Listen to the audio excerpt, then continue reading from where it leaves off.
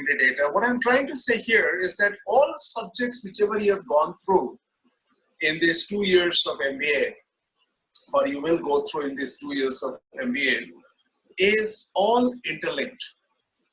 So if you know about secondary data and research methodology, what you're seeing on your screen is basically one of the ways in which you are using secondary data. So what is the use? Competitor information. What other ways you can use secondary data for? Maybe for research in sciences. For example, if you want to know, is there a vaccine for COVID-19? Now remember, billions of dollars have been spent by the Europeans and Americans on finding a vaccine for this COVID-19. Now, once this vaccine is on, that company is going to make billions, not millions, billions. Because we will all go in a queue without, of course, with social distancing, and we will get the vaccine. And if the vaccine is costing 100 rupees, I can tell you 1.3 billion are the customers. So what I'm trying here is that competitor information is one of the ways or one of the reasons for using secondary data. And the reasons are almost same as what you have done in research methodology, that secondary data is faster, cheaper, but the caveat is it may not be extremely reliable or up to date. Yeah. So this is what these are the sources of secondary data for competitor information: patent filings, local newspapers, internet, consultants, communication, literature, promotional literature, yeah, and so on. So anything which you feel is or requires some additional inputs, because I think this is fine. Now, one of your friends yesterday said, what is 10KS? Now, 10KS is one of the filings which every company has to give to the government of US, which has nothing to do with India. Remember, many of the inputs we get here are American. So the authors are American and the inputs are American and so on. So 10KS, so please, you can safely discard the 10KS for the Indian context, because in India there is no hard and fast rule about 10KS. In America there are so many forms and so many things you have to do. For example, 401, 401K, you know what is 401? It is the equivalent of our Provident Fund, PPF. Yeah? So this is what is the American context. Safely discard 10KS. Shall we go ahead? Now, let us find out what are the primary sources. Now, if you look at primary sources, you will find one, I would say one circle or one person who's common in primary and secondary, and that is the consultants. And the reason why I'm saying they are common is because consultants are one of the most important sources of data. Any idea what consultants do? Just vague idea. What does consultants do?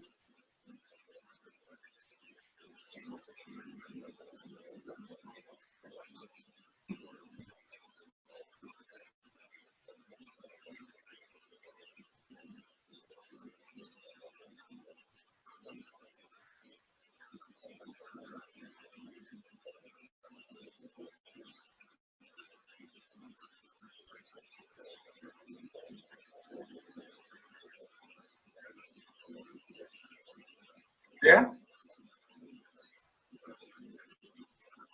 Any idea?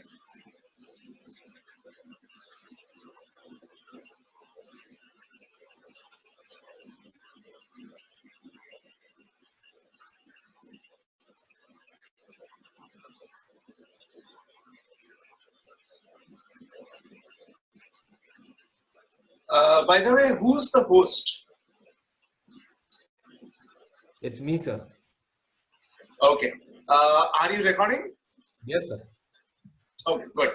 So the question remains, what does the consultants do? PricewaterhouseCoopers or Accenture or Ernst& and Young or BCG, whatever. What do they do? The last I heard is PricewaterhouseCoopers has a turnover of more than $10 billion. So what do they do? पैसा किधर से आता है?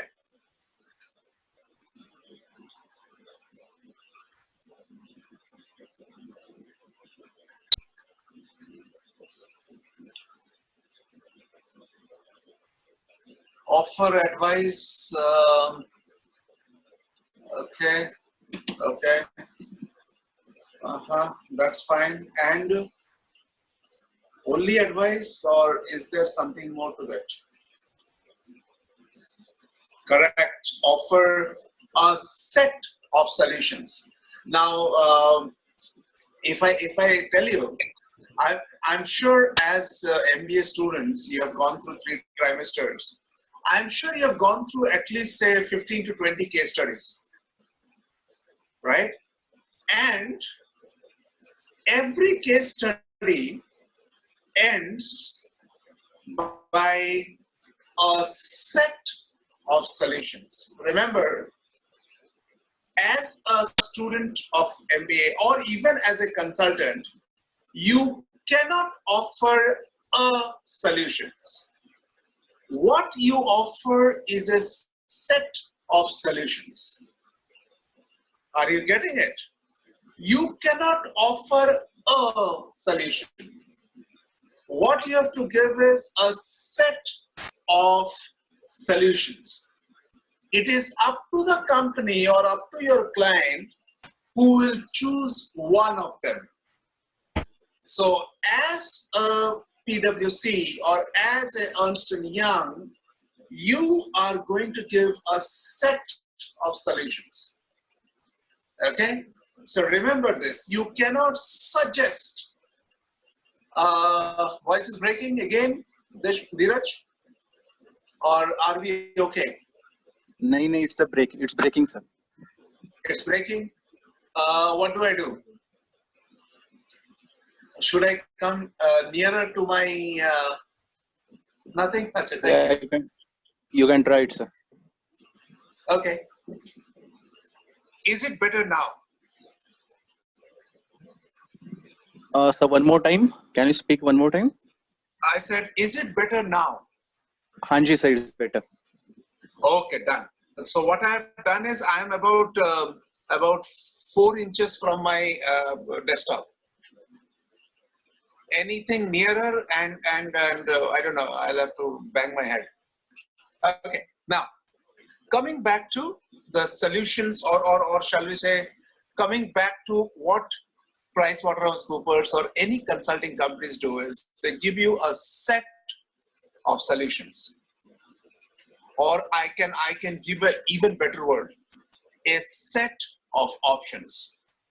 And it is up to the client to take either one option or a selection of options. So that is where their khana pina and everything comes in. So consultants are not supposed to give a solution, they are supposed to give a set of options. Similarly, when you do a case study, you are not expected to give a solution. If you stop your case study with a solution, that means you have not done the case study well, right? It is a question of set of solutions. Is it feasible we will have a case study? Yes, sir. I don't know how we will do it. Chalo, let's do it. So what I'll do is maybe, just maybe, I'll give you a case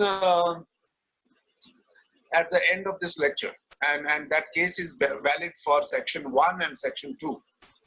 And that case has nothing to do with product management or anything. It is a generic case which every MBA has to do if he tries a subject known as strategy.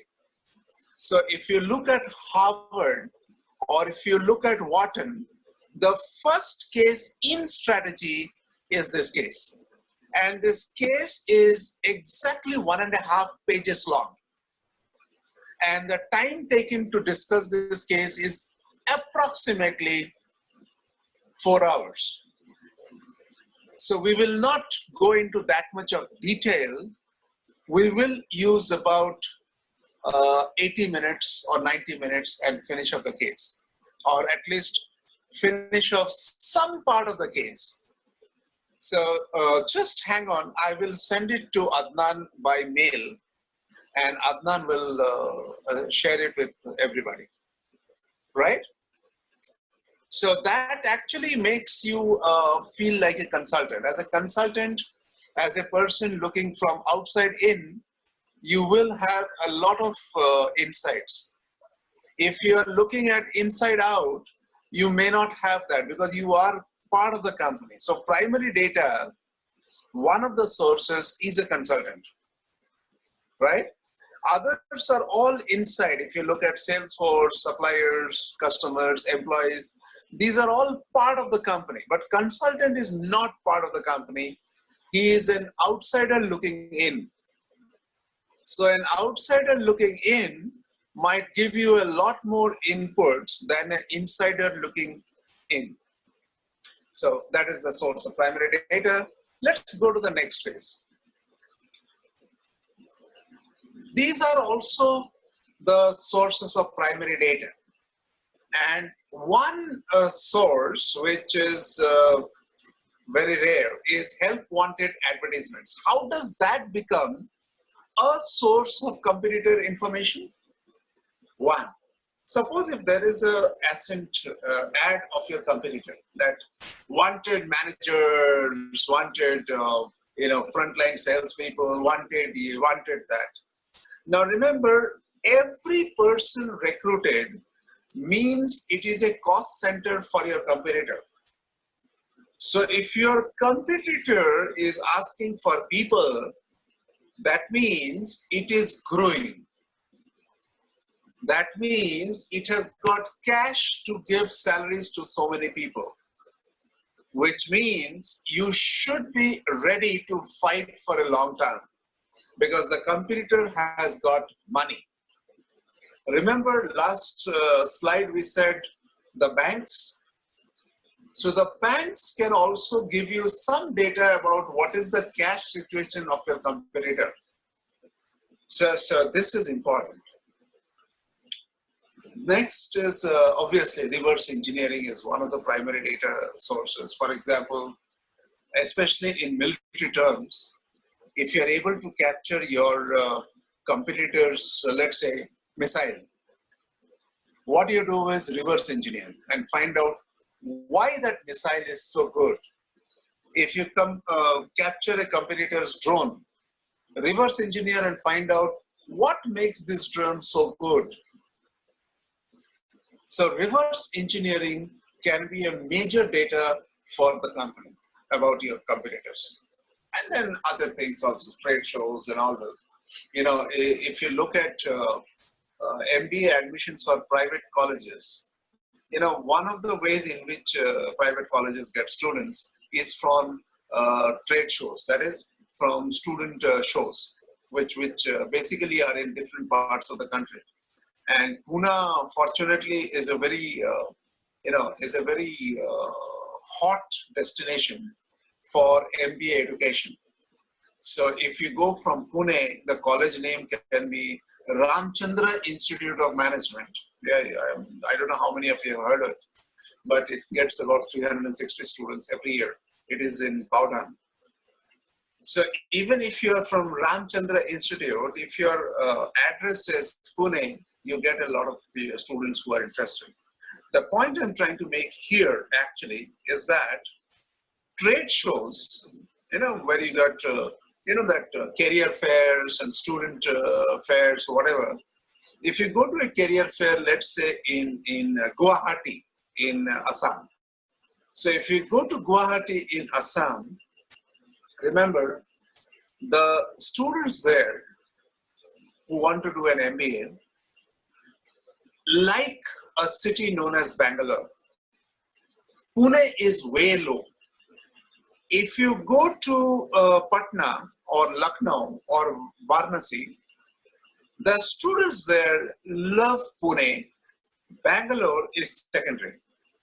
So the point I'm trying to make here is that trade shows can be one of the ways in which you understand your competitors. Similarly, if I go through a college and I go to a trade show and I see about 25 other colleges around, I can actually go to each one of them and find out what kind of a courses they are offering, which means it will bring out either my positives or my negatives. That is, if we do not offer a comprehensive course in business analytics, my college might not get so many students, because business analytics is hot everywhere in the world. Yeah. So this is one of the ways in which you get your competitor information. Are we on the same page? Now, these are some of the things where your ethical considerations come into play. For example, if you want to know your factory layout of your rival, sometimes you use drones. And you know what has happened a few days back. In Ahmedabad, one company was selling gutka or pan masala using drones. So he was caught, because I think you know it, in the lockdown period, a few things are not to be sold, and they are alcohol and gutka and whatnot. So the point is, one of the unethical principles which people follow is an aerial reconnaissance of your rival. Now, with drones being very common in India, many people would like to know what is beyond the wall of the rival company. So you send a drone, find out some photos, and run away. But that is unethical. It may be legal, but unethical. Yeah. Then you have buying and stealing of trash. This is illegal and unethical. That is, you know, I don't know if you have heard about the term, that trash speaks louder than main papers. So a person's trash can speak louder about the person than what he looks like in real life. Yeah, that is important. Similarly, a company's trash might be worth billions. Now, what is trash? I just have some design. I just tear off the page and put it in the dustbin. And when the dustbin is being taken out and thrown somewhere, I can actually take those papers and re-engineer it to get your latest machine. And then, of course, I also get my engineers to make something very good. So stealing trash, bribing printers. I think you know that very well. In many of the university colleges, sometimes the colleges are in very small towns. Like, for example, if you say a place like Penn. Now, Penn has several colleges, but they are all under Bombay University. So if there is electronic engineering paper, Bombay University cannot send maybe 300 question papers. That will be too much. So what they do is they seal an envelope and give it to the college, maybe about 2 or 3 sets of the question paper. And the college, when it chooses one out of the 3, it will take that question paper and give it to a Xerox guy. So some colleges have a Xerox machine within the campus. Some colleges actually take the Xerox help from a private person. Now, what happens to the students? the students know what is happening. So they all go to that Xerox guy and say, "Bhaiya, paper chahiye." So suppose if the college says, "I want 180 copies of electronics engineering paper." So he will print 180 copies for the college and another 50 for himself, and maybe, I mean, sell it at 5,000 rupees per paper. So 50 into 5,000, I tell you, 2,50,000. So if there are, say, 8 papers per trimester, 10 lakhs. So printers. Next, running phony want ads. This is very common if you go to Naukri.com. You'll find several companies saying, we need Java programmers, we need C programmers, we need A networking programmers, what not. And they don't have a single job. So what happens is, people will give their biodata. So maybe they get 5,000 biodatas on different things. Then they will sell it to a software training company or a management training company. And they will say, hey, you want a job? Do a 6 months program on marketing management. Get a job.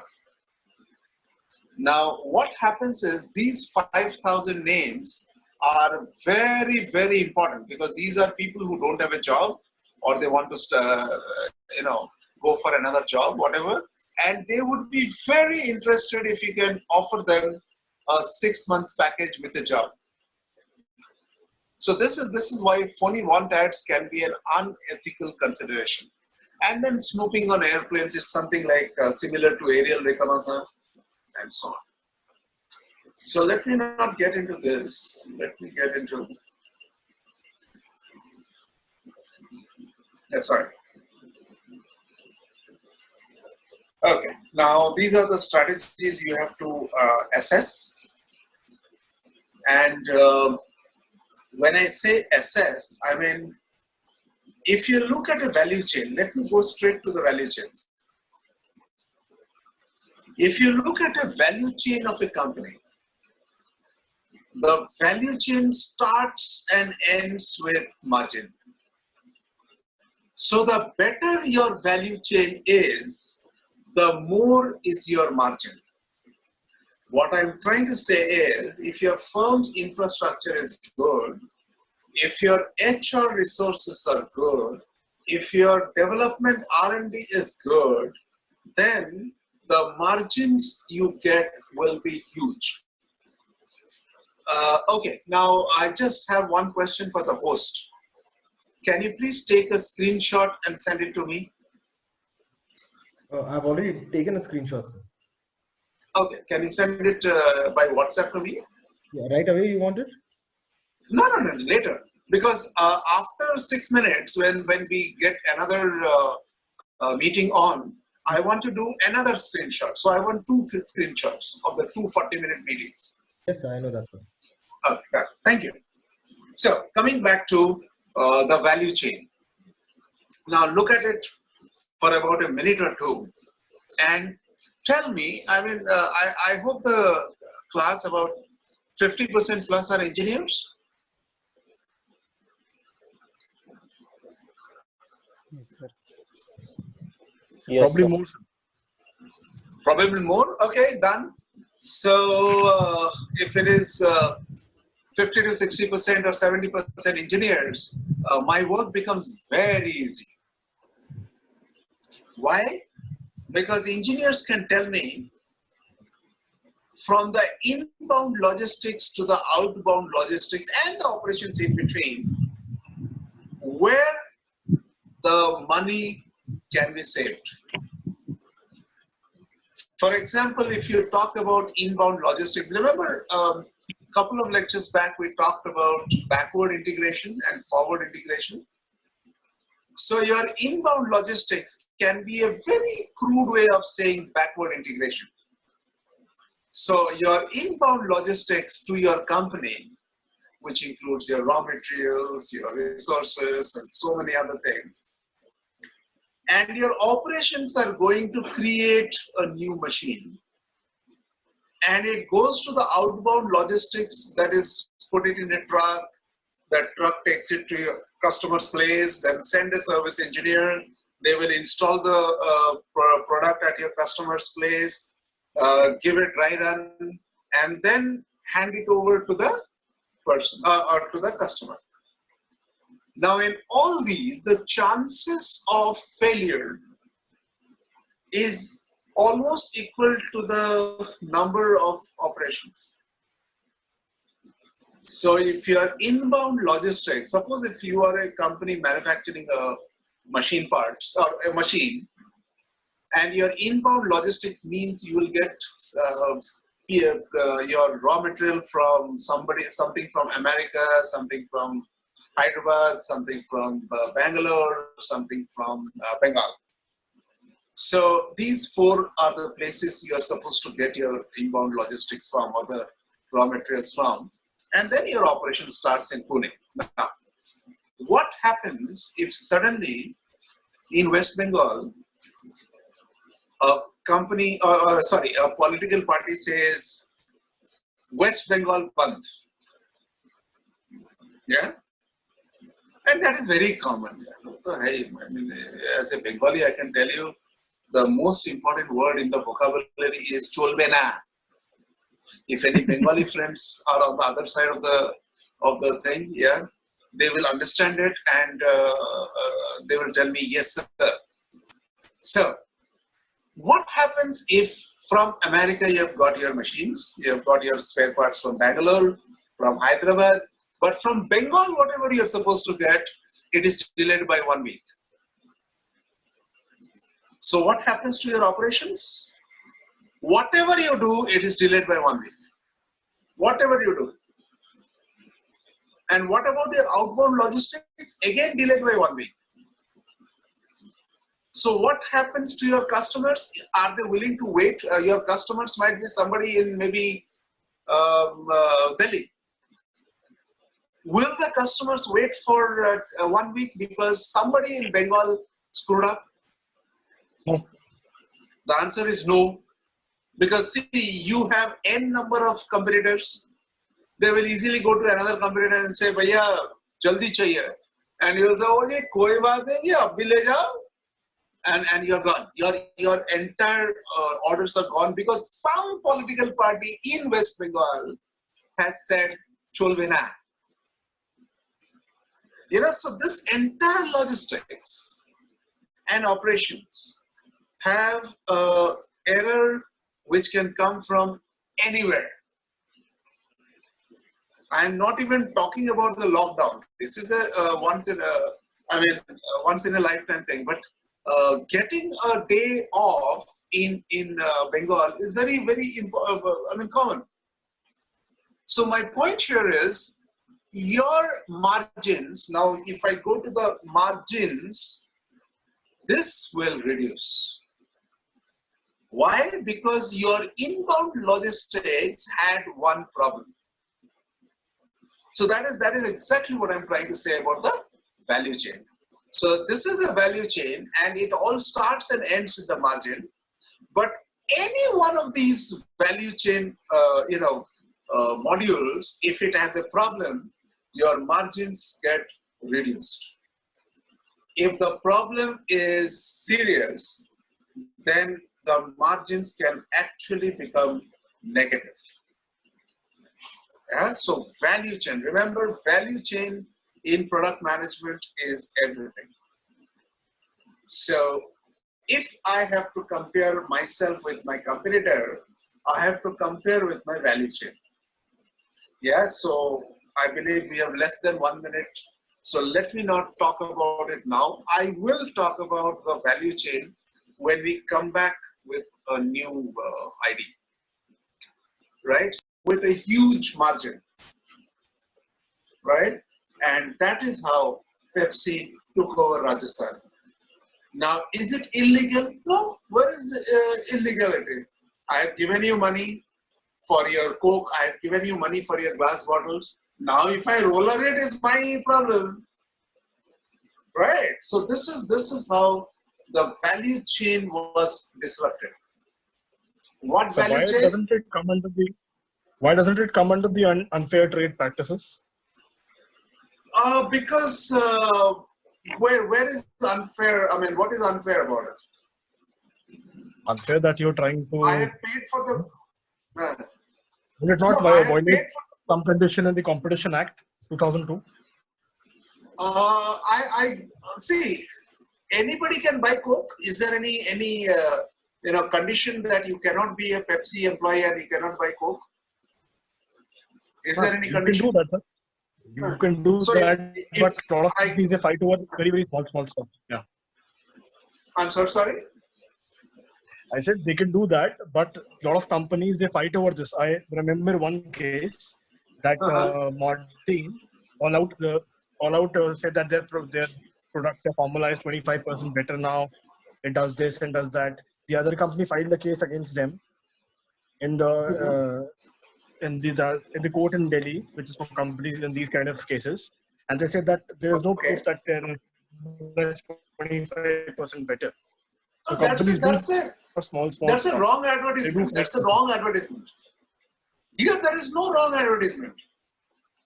I can go, even if I work in Pepsi, can I go and buy 100 Coke bottles? Yes, no doubt about that, sir. Okay.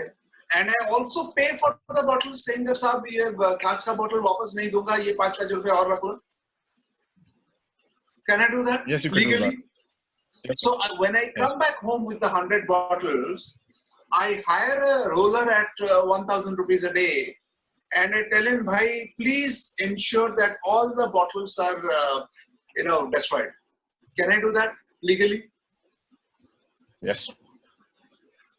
So after this is done, if there is a very strange shortage of Coke in the market, strange of course, is it illegal that Pepsi goes to the customer or the shops and say, "Hey, Coke to nahi mil raha hai, to Pepsi le lo"?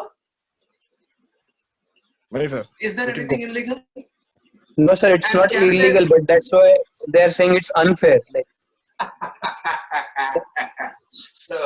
so what? There's the say, everything is fair in love and war. Sir, I'm reading that objectives of the Competition Act Okay. 2002. Okay. One of the objectives is to promote healthy competition in Indian market and Correct. to prevent those practices which have adverse impact on competition in Indian markets. So, Correct. just out of curiosity, we want to understand Date, why this would not date. be covered in that. Yeah. Date. The date of that law. Competition Act 2002. 2000? It became operational in May 2000? 20, 2009. Yes. It became operational. So now, correct. 2009. I'm talking about 2005. So I'm sure that these things must have gone to that the might be the government, case. and that is the reason why this things became operational. So this is not one of case. There are n number of other cases. And one of the cases was Kisan sauce and Maggi hot and sweet, Maggi sauce. So they also broke the competitors' bottles. There, of course, you buy the bottles. When you buy a Maggi sauce, you buy the bottle also. So if I take about 10 crore bottles and I roller it, it's gone. So the point I'm trying to make is these became operational very recently. I'm sure one of the inputs might be this also, for all you know. Sure, sir. So the value chain, what I'm trying to say is the value chain interruption can be disastrous for your competitor. So why didn't they use the bottles for themselves? I mean, they can recycle it and use it for them. No, because great. Coca-Cola The is thing written is, them. no, not only that. I can easily remove that Coca-Cola Maybe- label, but the size. I don't design know if you know copyrights it. maybe. Exactly. The design of a Coke bottle, I think you know the history. It is designed like a very well-built young lady. You know that? If you look at the Coke bottle and you close your eyes and put your hands on the bottle, it actually resembles a very well-developed young lady. Okay. That is supposed to be the sex quotient. I think you can Google it. The design of the Coke bottle.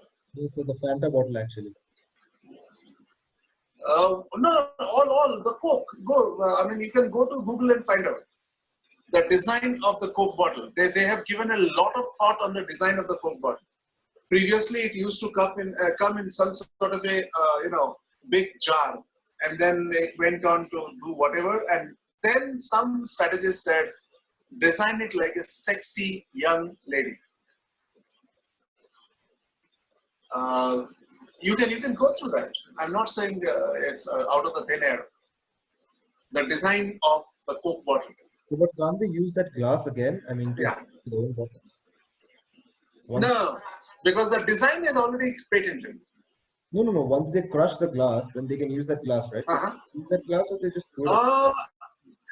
That I don't know. I really don't know. The crushed glass they can use if they can recycle, no? But the design they can. I really, have I said that they are not using it? Maybe they might be using it also. I don't know. They might be crushing it and putting it and making a Pepsi Yeah, bottle. they might be. I don't know. I mean, I don't know. But what happened to this value chain is this 1 crore bottles which were crushed. Coke could not get 1 crore bottle within a day. The minimum one amount was about 45 days. And this 45 days, the only cold drink available in Rajasthan was Pepsi. And that took over Rajasthan. So this is what they did. Absolutely legal. It is only now that the competition law is becoming very strong. In 2005, no, it was not. So this is something which we have to learn, that value chain interruption for Coke cost them the Rajasthan market. And the fun part is, one of the largest manufacturing plants of Coke is in Rajasthan. The entire North India is actually fed by the plant in Rajasthan. Haryana, Punjab, Delhi, Rajasthan, all these are fed by the plant in Rajasthan.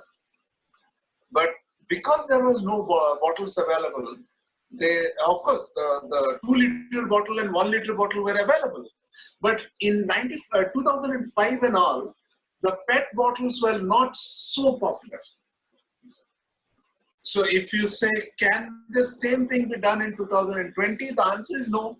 Can I take 1 million PET bottles and crush it? The answer is no. Because to make PET bottles is very fast. To make glass bottles in the same kind of a format is very, very slow. Glass is very slow to make. You can't make a glass bottle in 10 seconds. You can very easily make a PET bottles in 10 seconds. So even if Pepsi wiped out the entire PET bottle range of Coke, the entire range can come back in maybe 10 days. So my point here is, this value chain has to be studied. That's why I said value chain. And it all depends on the place and time. So in 2020, after the COVID lockdown, the biggest problem is value chain. I don't know if you know it. If you go to the market now, one of the items is not available. And that item is gel pen or pens. Why? Because the manufacturing of pens, according to the government, is not a critical resource. So after a shop runs out of pens, getting another pen will be impossible until the pen factory starts about 20 days from now. I have just got that information. I didn't know it.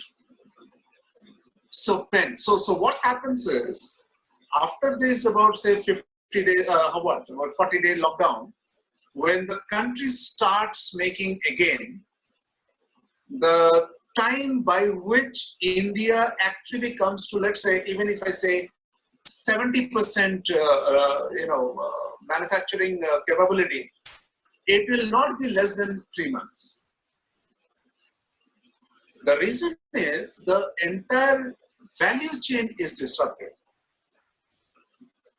So the value chain is extremely important. Yeah, tell me. No, sir, I just agree with you for that. That when people try to understand, they think that all these activities they exist in isolation. It's not that. But one No, part of it the is value not. chain, it's disrupted the entire value chain. Absolutely. Absolutely. And Yeah. we don't realize the importance of value chain until there is a lockdown. Yes. Okay. Chalo, let's go ahead. Continue. I don't want to get into this much because if you look at this, R&D is critical in making your competitive advantage. For example, we all know the most innovative country in the world, even now, is America. And the reason why it is the most innovative nation is because their R&D investment, the country's R&D investment, is to the tune of $200 billion plus. If you take compare it with India, the total R&D investment in India is about $50 million, or give or take, which means that our level of getting a new drug or a new machine or a new software is very low compared to America. Second, out of this $50 million or whatever of R&D investment, 90% is in salaries. So the total investment for core research is about $5 million. That's it.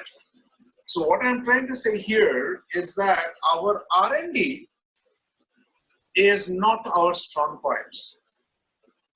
And as long as R&D is not our strong point, we will never be innovative. Somebody says, obviously that may not be true anymore, or may be true, I don't know. They say that in Microsoft, majority of the engineers who are into development of Windows are Indian nationals, or people of Indian origin, PIO. So they said, can we have a next Windows developed in India? The answer is no. And that is why the reason being R&D in India is so less. So what America does, it uses our extraordinary brain, which we have, and makes billions of dollars of profit. So if you ask me, NASA, about 20% of employees in NASA have Indian origin. If you ask Microsoft, about 15 to 18% of Microsoft people have got an Indian origin. If you go to Silicon Valley in US, same. So what I'm trying here is that R&D can be a huge differentiator. If you look at China, the level of investment in R&D, they say, has just crossed American level. That means more than 200 billion. Now, it means that their R&D capability is now growing up exponentially. So we need so much of R&D to be, investment in R&D to come to our country. Hopefully it occurs soon, or else we will only be what do I say? Forget it. They call it as electronic coolies. Indians are electronic coolies, so we'll remain electronic coolies rather than an electronic innovator, which I really want our country to be. So this is a technological advantage America has over others, and one of the reasons is because R&D is encouraged. The budget is huge, and under Trump, it's only going to go up. Then what do you collect, or what kind of information you collect from the competitor? And one of them is conceive and design. That is, how much is the competitor's ability to innovate? Now, innovation is one part. What is it? One second. Okay. Innovation is one part, but the other part is how fast do we take the innovation to the market? For example, if you look at Paytm, before 2016, Paytm is what, about 2012? So from 2012 to 2016, Paytm or the market of Paytm was almost nothing. After the demonetization, the market of Paytm just exploded. Every one of us have got a Paytm app. So they have now more than 100 or 150 million customers in India itself. Pre-2016 or up to September 2016, they had 4 million customers, which means the growth is exponential. Because it is exponential, it is but natural that the market has suddenly come to know that Paytm is a great way to pay. So Paytm. So if your design is good, Paytm is great, design is good, market should also accept it. So the market acceptability will also depend on what is the market economics, or how much has the market changed. And because the market has changed so much, in addition to Paytm, you also have so many other payment options. For example, Google Pay, Phone Pay, and so much. And the largest now is not Paytm. I believe it is Google Pay, which means Americans have taken over even our payment market. Chalo, theek hai. So this is what is the competitor information you need to. How much is the design or R&D, and how soon will the market accept their design?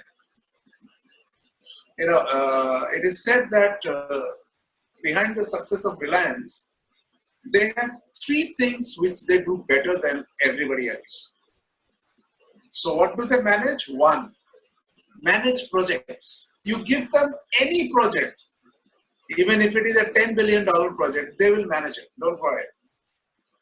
2, manage resources. I have never seen a single Reliance project which is held up because of money, or because of lack of people, because of lack of design. Never. They will get the resources from anywhere in the world. And the third, which every company in India has to do, is manage the government. Because unfortunately, the mercantile laws of India change very fast. In UK, the mercantile laws of 1870 is the same as the mercantile law of 2020. In America, the mercantile law of 1870 is the same as the mercantile law of 2020. Maybe 1 or 2 clauses here and there, but otherwise the mercantile law is same. So that is the reason why they are finance centers. Because if you have a finance in this, New York or London, the change in laws is so less that you can predict the future. In India, the change in laws is so fast that you cannot predict tomorrow. And that is one of the reasons why competitors have to be very, very wary of. Give yourself a couple of minutes.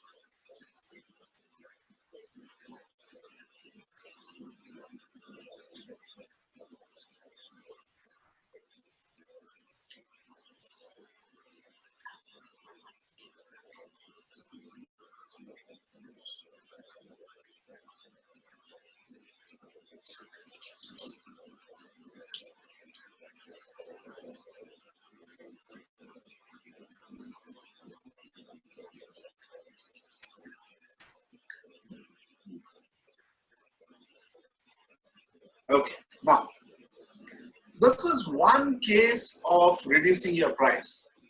Is it good? can you reduce your price and your sales goes up? Not necessary. The reason being, I have never seen any offer which says BMW has reduced its prices by 20%. I have never ever seen this in any ad, but I've always seen that in a Hyundai ad, in a Maruti ad, they say buy now and save 70,000, which means there is a discount of nothing less than 70,000. So why is it so? It is because BMW has an image which says we are German, we are the best, and we are not going to reduce our price. Okay, great. Now what happens if one fine day they actually advertise and say BMW, buy now, get 20% off? What happens? The image suffers, sir. Correct. And So people if are the, going to think that they are cutting corners or something because it is the same company which said that we are not going to reduce costs, correct. no matter what. Yeah. So that means effectively what you're trying to tell me is that if we lower our price and the company is BMW, the customer response is that I will not buy it. Right? Now, And sir, I give also you, like yeah, there is a thing called conspicuous consumption. So people buy BMW because they want to show off that they've spent so much money, and if they are going to reduce the cost and it's out there in the market, they are not going yeah, to buy it. They'll buy something more expensive. yeah, exactly. In fact, I think that was one of the reasons why BlackBerry was out of the market. At one point of time, BlackBerry was the mobile to buy if you have arrived. And they suddenly came up with an ad saying that BlackBerry is for everyone, and the company just closed down. So yes, you're right. Now, I'm going to another product. Kisan sauce. The price is 60 rupees for a half kilo sauce. And I say, hey, I'm giving you 30% more. Will the sales increase or decrease? Remember, 30% more means I'm reducing price by 30%. Will the sales increase or decrease? Sir, it can increase also because this is a FMCG product, so maybe Correct. So it depends when on we product to product. it depends on product to product. Exactly. So when I'm talking about the company Conjecture, it all depends on the product you are selling. Even in the car market, if Maruti comes out with an offer and say, hey, buy now and get offers up to 50,000 off on Alto, will it increase the sales? Yes, because the cost of the product is 3,50,000 and we expect that another 50,000 of discount is possible. In a BMW, the cost is 47 lakhs, but even if they give a discount of 1 lakh, we actually say, oh my God, discount wala hai. So are we talking about when I say the competitive conjuncture, are we talking about the product which we need to talk about or which we need to manage?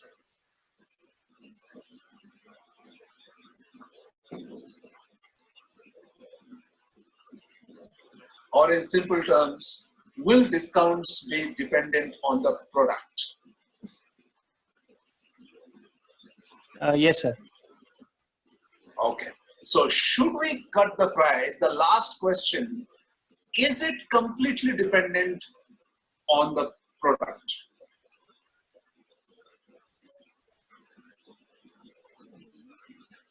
Completely or no, but yeah, majorly yes, maybe. Okay. So, just a food for thought. If you are Mercedes and the advertisement comes that BMW has reduced prices by 20%. Should Mercedes also do it? No, sir, not necessary. Just food for thought, food for thought. There is no right No, answer or wrong answer. Yeah? So any questions on this? So they can also employ negative marketing. So they can tell people that this is the reason why they are going reducing the prices. Whatever. Maybe. Whatever. Yes, sir. Yes. I don't know if you know it, but you remember Porter's 5 forces model? And we talked about how American companies did not fight against each other to get market share. Remember? No, sir. No. We went through that. Yes. Obviously, We did. we did it. We said Porter's 5 forces model was actually designed for the American automobile companies when the Japanese came in because of the oil price shock. Right. And we said one of the things which Michael Porter said is, do not fight amongst yourselves. So even today, you will never find a comparative advertising of Ford versus General Motors or Chrysler. It will always be Ford versus maybe Volkswagen, maybe versus Hyundai, maybe versus Toyota or Honda. And even now they do it. Similarly, when you said that maybe Mercedes will do something bad against BMW, even now you will find European car manufacturers do not fight against each other. Much. So Mercedes telling the world, hey, BMW is bad, is not feasible. And vice versa. But Honda telling the world that, hey, see, look at BMW. It has gone down so much, now you buy a Honda. Possible. That is feasible and possible. So this is what I'm trying to say, that many of these markets are actually close to outsiders. When I say close, that means Mercedes will not fight against BMW. BMW will not fight against Volkswagen, and vice versa. So this is what it is. So any questions? Now that we have got just about 3 minutes, I'm willing to take n number of questions. I have got your first assignment, individual assignment. The second thing will be a group assignment. I will give you the group assignment somewhere about next week, Thursday, with a time period of about, say, 4 days, which means if I give you on Thursday, I want the assignment on Monday. That assignment will fetch you 15 marks. In the meantime, I will send Adnan the case study. I wish that you read it well, and the next time we meet on Thursday, the first about 5 to 10 minutes, we will discuss the case. Is that fine with you? Yes, sir. Okay. So, friends, any questions now that we are in the last 2 minutes, as the Americans say, the home stretch? Any questions? Anything you want me to repeat or anything you want me to add? Sir, one question I had. You were saying that sometimes Yes. to get in competitive edge, we also get the competitors' trash. Correct. Right. So in some Correct. cases, that would be a wastage of time also, and time is a cost also in the industry. So, As I told you, trash speaks a lot. That's all I can say. But if you want to know what your competitor is doing, one of the ways is getting the trash. and sir, it can also so happen that the competitor is intentionally putting that trash into the market, so that to shift your focus somewhere else. I'm with you on this. Why not? If he understands or if he comes to know that you're going to rummage through his trash, he might actually Right. put only Coke bottles in that. Okay. Well, I have no problem. I mean, as I told you, because he also thinks you are a competitor. So he's also going to be wary of you. So Right. trash is one of the ways of understanding what is going on in the company. Okay. Yes. For example, if you want to know if your neighbor is a drunkard, always see what is there in the trash. So if there are 3 whiskey bottles every day, you know what is happening. Right. Yeah? Yes. Okay. So friends, thank you very much. Meet on Thursday next, and I will give you your group assignment then. Thank you, sir. Thank you. Bye-bye.